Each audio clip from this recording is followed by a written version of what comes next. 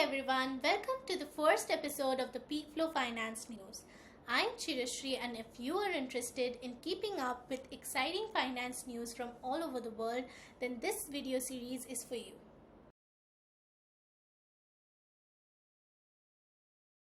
In 2008, Barclays Capital sought to capitalize on Lehman Brothers' bankruptcy by purchasing a selection of their contracts. However, due to an Excel error, they faced huge losses. How did this happen? The Excel report contained contracts that Barclays did not intend to purchase, but these were hidden rows within the document and were not deleted. When the spreadsheet was exported as a PDF and presented in court, Barclays found themselves legally bound to these unintended acquisitions. The result? Barclays was forced to spend millions on worthless contracts due to a simple formatting error.